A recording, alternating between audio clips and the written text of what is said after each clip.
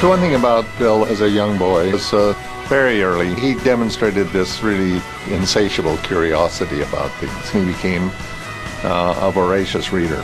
He would bring a book to a Husky game. I mean, how can you not sit there and be fully engaged in a Husky football game? I just didn't understand that. We knew he was smart and he was academically gifted, but we didn't have any impression that there was something world-class going on in our living room necessarily.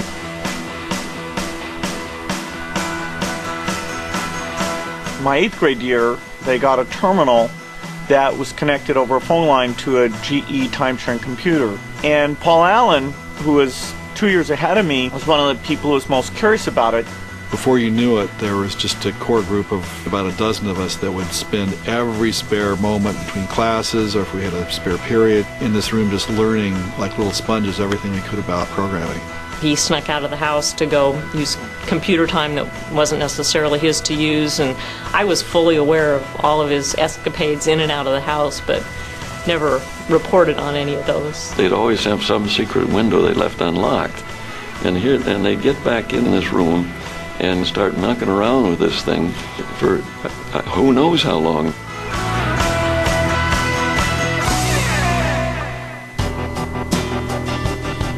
Back in college, Bill was really very intense about the things that he was interested in. That included some of his classes, especially the math classes, independent studies and computer science. And he was very intense about games. He was very intense about pinball. He was very intense about playing Pong and Breakout. And most of all, he was very intense about playing poker. It's a cold Boston winter, and we're at Harvard Square, where there's this magazine store. I saw the Altair in Cambridge, in Harvard Square in Cambridge, and showed Bill the magazine, and I said, we should do BASIC for this. Paul says, look, this is happening without us. You know, we're going to miss it. Somebody else is going to do the cool software. And so we hunker down and write a BASIC interpreter for this 8080 chip. Then we were calling up this company with the kit computer and saying, we have a BASIC. And they say, oh yeah, sure. And so Paul flew to Albuquerque. Paul loaded the BASIC in, and amazingly it worked. I mean, the MITS people were amazed, and Paul was amazed, because there were so many things that could have gone wrong. I'm just going, oh my gosh, I can't believe all this code, because I'm imagining in my head all the code that Bill and I had written over the previous 2.5 months. It was all working. So that they became our first customer. And that's when Microsoft really got started, was there in Albuquerque, New Mexico.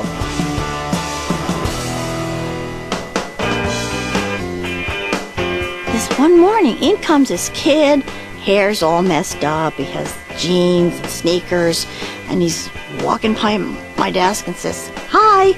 Then he goes to the computers and he's typing and looks like he owns the place. He says, well, he does, he's your boss. I said, that's the president? How old is he? And I thought, oh my God, I'm working for a bunch of kids here.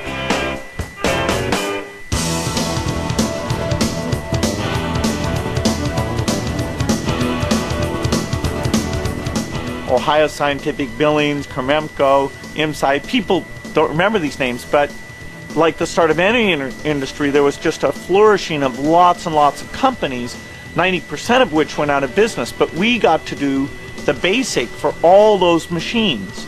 And so it was a very exciting time period where I was kind of traveling and doing the business stuff as well as writing a lot of code. And the code had to be very small and precise in those days. You know, it wasn't like you could waste any memory at all. So it had a certain beauty that you know, we were doing the best small software. Bill loved to challenge people about, you know, well, you know, I could do that in 2 days. I could write that in, you know, over the weekend. It kept everybody on their toes. We accomplished things that we probably otherwise would never have figured out we could have done.